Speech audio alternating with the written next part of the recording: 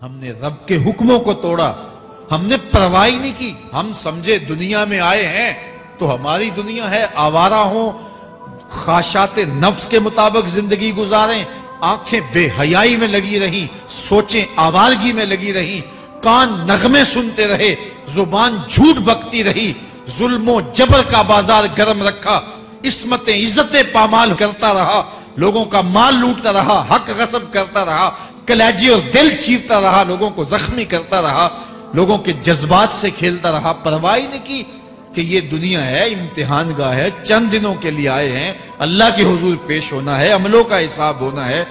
اب جب وہ دیکھیں گے کہ ہمارے ساتھ کیا ہونے والا ہے تو ان کے چہرے پہلے بگڑ جائیں گے۔ کیوں؟ وہ گمان کریں گے کہ ان کی ریڑھ کی ہڈی توڑ دی جائے گی، ایسے عذاب آئیں گے جس طرح کسی کی ریڑھ کی ہڈی ٹوٹ جائے تو اس کا چہرہ شگفتہ گلاب تو نہیں ہوتا، اس کا چہرہ جو ہے وہ تو کس قدر مرجھایا ہوا ہوتا ہے۔ تو اللہ ارشاد فرماتا ہے اس طرح ان کے چہرے ہوں گے۔ ابھی عذاب آیا نہیں ہے لیکن چہرے پہلے اترے ہوئے ہوں گے، اور جب عذاب کی بھٹی میں ڈالے جائیں گے، اللہ اکبر، اور وہ سخت عذاب، حضور نے جبریل امین سے پوچھا مجھے جہنم کے عذابوں کا ذکر سناؤ۔ عرض کی حضور سب سے ہلکے عذاب کی کہانی سناتا ہوں، اور وہ یہ کہ جہنمی کے پاؤں میں آگ کا جوتا رکھا جائے گا، باقی پورا بدن اس کا سلامت ہوگا۔ یہ سب سے ہلکے عذاب کی کیفیت ہے۔ اب پاؤں میں آگ کا جوتا ہوگا، حدت، گرمی، شدت اتنی ہوگی کہ دماغ پگھل کے ناک اور کانوں کے راستے سے باہر آ جائے گا۔ پاؤں میں رکھے ہوئے جوتے کی گرمی دماغ کو ایسے چڑھے گی کہ وہ پگھل جائے گا اور ناک اور کانوں کے راستے سے باہر آ جائے گا۔ تو اللہ کے عذاب کے خوف سے چہرے بگڑ جائیں گے، حالت سلامت نہیں رہے گی۔ یہ بات ذہن میں رکھیں کہ اللہ جس کو جہنم میں ڈالے گا اس کو اس صورت میں نہیں ڈالے گا، یہ محمدی صورت ہے، یہ شکل اس کی چھین لی جائے گی اور اس کی شکل بڑی کر دی جائے گی۔ اس کا ایک ایک دانت احد پہاڑ جتنا ہوگا۔ احد پہاڑ کا پھیلاؤ 15 کلومیٹر پہ ہے، 15 کلومیٹر کا ایک دانت، اور 32 دانت کتنے ہوں گے تو منہ کتنا بڑا ہوگا۔ اس کو اتنا بڑا اس لیے کیا جائے گا تاکہ وہ عذاب کی تکلیف زیادہ سہے۔ 70 گز موٹی کھال ہوگی، اور کھال جل جائے گی تو اللہ قرآن میں فرماتا ہے ہم نئی کھال دے دیں گے تاکہ عذاب کی تکلیف اس کو گوارا کرنی پڑے۔ پھر چیخے گا، چلائے گا، ہائے مجھے پانی دو، پانی دو، پیاس کی شدت ہے۔ 70 سال تک تو اس کی کوئی آواز ہی نہیں سنے گا۔ 70 سال کے بعد داروغہ جہنم چیخ کر کہے گا کیا مانگتا ہے؟ وہ بولے گا مجھے پانی چاہیے۔ کہا جائے گا تو بے بھی ملتا ہے پانی۔ پھر داروغہ جہنم اسے پانی دے گا، کوکا کولا کی بوتل دے گا یا پیپسی تھما دے گا یا منرل واٹر کی بوتل دے گا؟ نہیں، قرآن بتاتا ہے اسے مائے حمیم دیا جائے گا، کھولتا ہوا پانی، اور وہ اتنا گرم ہوگا جب پینے کے لیے چہرے کے قریب کرے گا اس سے اٹھتی ہوئی بھاپ کی وجہ سے چہرے کی کھال ادھڑ کے اس کے اندر گر پڑے گی، لیکن اس کے باوجود اس کو پینا پڑے گا۔ اللہ فرماتا ہے یہ دنیا ہی سب کچھ نہیں ہے، سمجھ لیا یہی سب کچھ ہے، آخرت کو بھول گئے، صبح اٹھے کام پہ چلے گئے، شام آئے آوارگی میں چلے گئے، صدائیں آتی رہی حی علی الصلاح حی علی الفلاح، کوئی پرواہ نہیں کی، نہ پیشانیوں نے سجدے کیے، نہ سوچوں میں پاکیزگی آئی، زندگی یوں گزار کے چلے گئے۔ ایسے نہیں، کہا ایک وہ ہوں گے جن کے چہرے شگفتہ گلاب ہوں گے، ایک وہ ہوں گے جن کے چہرے بگڑے ہوئے ہوں گے۔ اللہ اکبر، کلا اذا بلغت التراقی، یہ تو قیامت کا منظر ہے نا، قیامت سے قبل بھی ایک منظر ہے، اللہ اس منظر کو بھی بیان کر رہا ہے، کلا اذا بلغت التراقی، ہاں جب جان گلے کو پہنچ جائے گی، اے انسان تیرے اوپر وہ گھڑی بھی آنے والی ہے، وہ وقت بھی آنے والا ہے جب سانس اس ہنسلی میں اٹک جائے گا، جب سینے سے بھی سانس اوپر چلی گئی، اب ڈاکٹر بھی لا علاج قرار دے رہے ہیں کہ اب علاج نہیں رہا ہے، جان بس اب نکلنا چاہ رہی ہے، اور کہا جائے گا کوئی جھاڑ پھونک والا بلاؤ، اب ڈاکٹروں نے تو جواب دے دیا، اب سانس اٹک گئی گلے میں، چند لمحوں کی مہمان ہے، اب ڈاکٹروں نے کہا اب ہماری جانب سے لا علاج ہو گیا، اب لے جاؤ اس کو گھر یا وینٹیلیٹر پہ ڈال دیتے ہیں اس کو، بس اب ہماری جانب سے کوئی اس کا علاج نہیں ہے۔ اب گھر والے روتے ہیں، کہتے ہیں کوئی جھاڑ پھونک والا لاؤ، کوئی دم والا لاؤ، شاید وہ کوئی دم کرے تو اس کی جان میں جان آ جائے۔ ڈاکٹروں نے تو لا علاج قرار دے دیا۔ وَظَنَّ عَنَّهُ الْفِرَاقِ، اللہ فرماتا ہے یہ تو جھاڑ پھونک والے کو ڈھونڈ رہے ہیں، لیکن جس کی سانس یہاں اٹکی ہے وہ سمجھ گیا ہے اب موت آ گئی ہے، اس کو یقین ہو گیا ہے کہ اب موت کے لمحے آ گئے ہیں، اب میں بچ نہیں پاؤں گا۔ اب آنکھیں تاڑے لگی ہوئی ہیں۔ وَالْتَفَّتِ السَّاقُ بِالسَّاقِ، پنڈلی پہ پنڈلی چڑھ رہی ہے۔ جب موت آ جاتی ہے تو پھر پنڈلی سے پنڈلی لپٹ جاتی ہے، اس کو پھر جدا کرتے ہیں اور جدا کر کے دونوں انگوٹھے باندھ دیتے ہیں تاکہ پنڈلی کے اوپر پنڈلی نہ چڑھے۔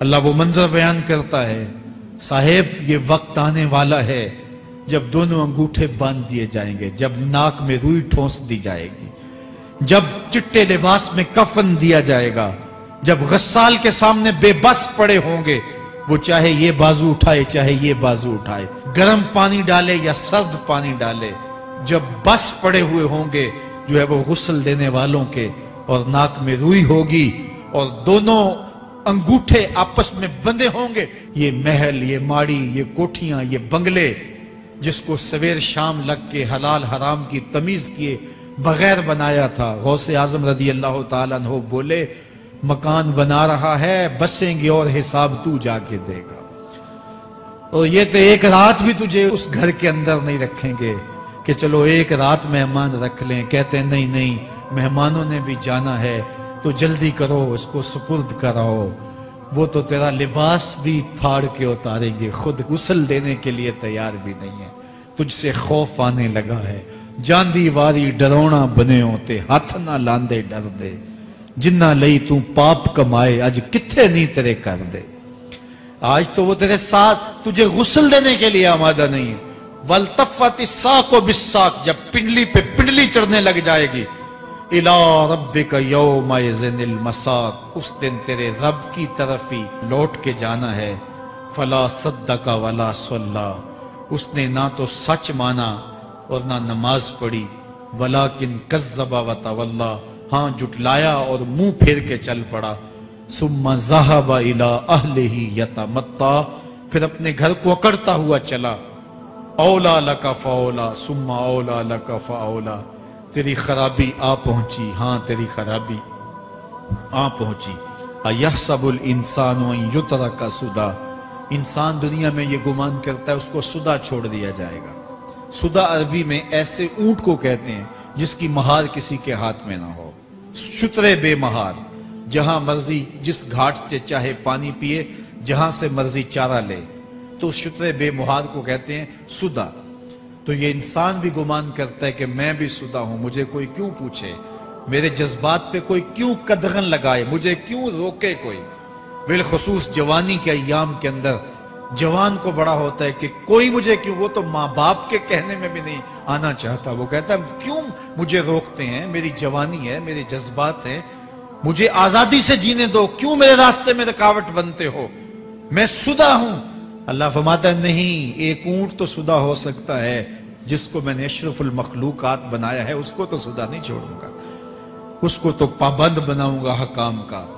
اب وہ کہتا ہے کہ نہیں نہیں، یہ کیسے دوبارہ اٹھائے جائیں گے؟ اب دوبارہ وہی بات پھر آ گئی، الم یک نطفۃ من منی یمنی، اللہ فرماتا ہے ایک بوند تھی نا، پانی کا ایک قطرہ تھا جو رحم مادر میں رکھا گیا، ثم کان علقہ، پھر وہ پانی کا قطرہ لوتھڑا بنا، فخلق فسوی، پھر اللہ نے اسے پیدا فرمایا اور پھر ٹھیک ہموار کیا، فجعل منہ الزوجین الذکر والانثی، پھر اس سے وہ جوڑ بنائے، کوئی مرد بنایا کوئی عورت بنائی۔ کہا اب غور کر، اب تیری آنکھیں دیکھتی ہیں، بجلیاں چمکتی ہیں، تیری زبان کا طوطی بولتا ہے، لوگ اشش کرتے ہیں تیری گفتگو پہ، تیری گفتار پہ صدقے جاتے ہیں، تیرے لہجے کے جمال کو دیکھتے ہیں، تیرے سینے کا زور، تیرے پنجوں کی طاقت، تیری دماغ کی تیزیاں اور تیری سوچوں کے اجالے، تیری زوردار ٹانگیں، تیرے کڑیل بازو اور تیری چوڑی چھاتی اور تیرے گلاب کی پتیوں جیسے ہونٹ، اے انسان یہ سب کچھ کہاں تراشا گیا؟ ماں کے رحم میں، اس تاریکی میں جو 3 پردوں میں تھی، تیرا سر تیرے گھٹنوں میں تھا، اور تیرے رب نے وہاں تیرے اندر نسوانیت یا رجولیت کی صلاحیتیں پیدا کی، تیری آنکھوں میں چمک پیدا کی، تیرے کانوں میں نغمے بکھیرے، تیری زبان کے پٹھوں پہ قوت ذائقہ رکھی، تجھے بولنے کی صلاحیت دی، تیرے پنجوں میں زور رکھا۔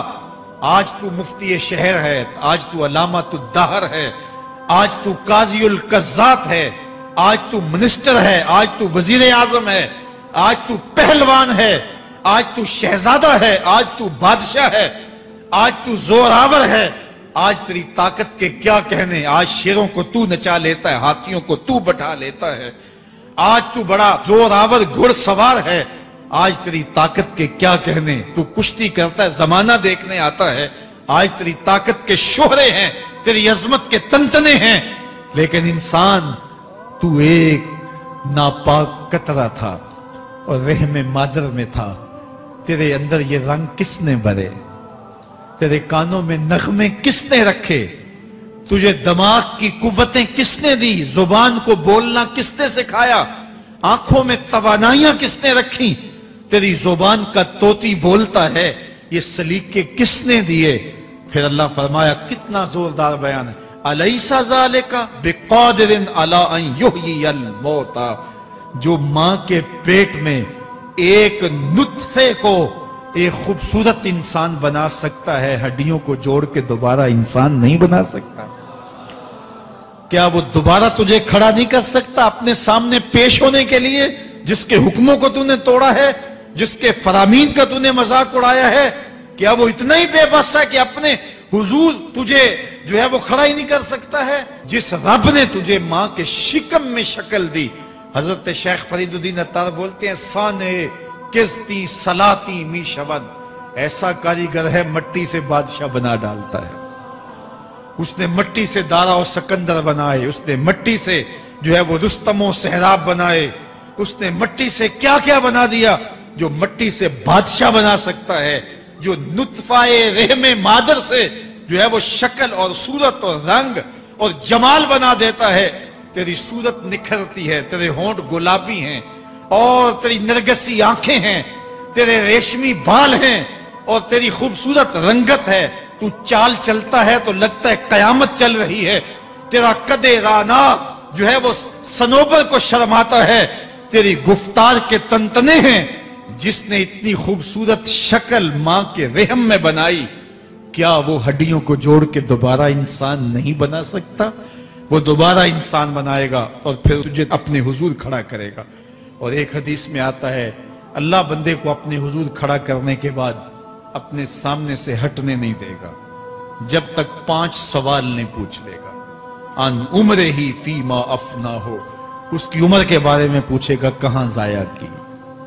میں نے تجھے زندگی دی، 60 سال 70 سال 40 سال 50 سال، اس زندگی کو کہاں گزار کے آیا ہے؟ ان شباب ہی فیما ابلا ہو، اس کی جوانی کے بارے میں پوچھا جائے گا، جوانی کہاں گزار کے آیا ہے؟ مجنوں تو نہیں بنا رہا، خواہشات کا اسیر تو نہیں ہو گیا، دیوانوں کی طرح زندگی تو نہیں گزار کے آ گیا؟ تیری جوانی کسی چوک میں تو نہیں گزری، تیری جوانی آوارگی میں تو نہیں گزری، ساری رات سوشل میڈیا کے اوپر گندگی اور غلاظتیں تو نہیں دیکھتا رہا؟ تیری زندگی گزری کہاں ہے؟ تیری جوانی گزری کہاں ہے؟ اگر کوئی جواب نہ ہوا تو پھر کیا جواب دے گا؟ اور وہ کتنا خوش نصیب ہوگا جو کہے گا، مالک میری جوانی سجدوں میں گزری، میری جوانی قیام میں گزری، میری جوانی رکوع میں گزری۔ میرے حضور فرماتے ہیں، سبعۃ یظلھم اللہ فی ظلہ یوم لا ظل الا ظلہ، 7 اشخاص ایسے ہیں قیامت کے دن جب کوئی سایہ نہیں ہوگا، اللہ ان 7 کو اپنے عرش کا سایہ دے گا۔ ان میں سے دوسرا شخص میرے حضور نے بیان فرمایا، وَشَابٌ نَشَأَ فِي عِبَادَةِ اللَّهِ، وہ جوان جس کی جوانی اللہ کی عبادت میں گزرے۔ جوانوں، اپنی زندگی کو مالک کی دہلیز پہ لے آؤ۔ جوانی وہی ہے جو مالک کی چوکھٹ پہ گزرے۔ اپنے دل کا تعلق جوڑو، عشق کرنا ہے تو پھر آمنہ کے لال سے کرو، محبت کا رشتہ ان سے جوڑو، تعلق کا ربط ان سے قائم کرو، جوانی کو دین کی راہ پہ ڈالو۔ اللہ اکبر۔ سنو میرے حضور کا فرمان، انا حبیب اللہ، میں اللہ کا حبیب ہوں۔ پھر فرمایا الشاب التائب حبیب اللہ، جو جوان جوانی میں توبہ کرے وہ بھی اللہ کا حبیب ہے۔ آؤ اللہ کے حبیب بن جاؤ، اللہ کے حبیب بن جاؤ، اللہ کے حبیب بن جاؤ، اللہ کے محبوب بن جاؤ۔ لیلۃ القدر کی گھڑیاں ہیں، رات کا پچھلا پہر ہے، اللہ کے حضور یہ عہد کر کے اٹھو، مالک جو زندگی گزر گئی، آئندہ جوانی کا ایک ایک لمحہ تیرے لیے گزرے گا، جیوں گا تو تیرے لیے، مروں گا تو تیرے لیے۔ میری ایک ایک سانس تیرے نام وقف ہوئی، میری زندگی کی ایک ایک ساتھ تیرے نام وقف ہوئی، میں اپنا سب کچھ تیرے لیے پیش کرتا ہوں۔ میری زندگی کا مالک بھی تو ہے، میری موت و حیات کا خالق اور مالک بھی تو ہے، یہ زندگی تو نے دی، تیری امانت ہے، تیرے حضور ہی پیش کرتا ہوں۔ اور لیلۃ القدر کی گھڑیوں میں اس عزم کے ساتھ گھروں کو لوٹو کہ اللہ میری زندگی کا ایک ایک لمحہ تیرے نام ہوا، آنے والے موسم تیرے نام ہوئے، میری جوانی تیرے نام ہوئی، میرے آنسو تیرے نام ہوئے، میری پیشانی تیرے نام ہوئی، میرے دل کی دھڑکن تیرے نام ہوئی، میری صلاحیتیں تیرے نام ہوئی، میری زبان بولے گی تو تیری تسبیح بولے گی، تیرے ذکر کے ترانے پڑے گی، میرے کان سنیں گے تو قرآن کے نغمے سنیں گے، میری آنکھیں دیکھیں گی تو مالک تیری قدرت کی نشانیاں دیکھیں گی، تیرے رسول کا روضہ دیکھیں گی، تیرا کعبہ دیکھیں گی۔ مالک میری زبان سچائی کے نور سے مالا مال ہوگی اور میں ساری زندگی تیرے نام کرتا ہوں۔ اور جب آپ اپنی ساری زندگی اللہ کے نام کر دیں گے تو پھر وہ پوری کائنات تمہارے نام کر دے گا۔ کی محمد سے وفا تو نے تو ہم تیرے ہیں، یہ جہاں چیز ہے کیا لوح و قلم تیرے ہیں۔ اللہ آپ سب کو اپنی پناہ میں، امان میں اور حفاظتوں کے ساتھ میں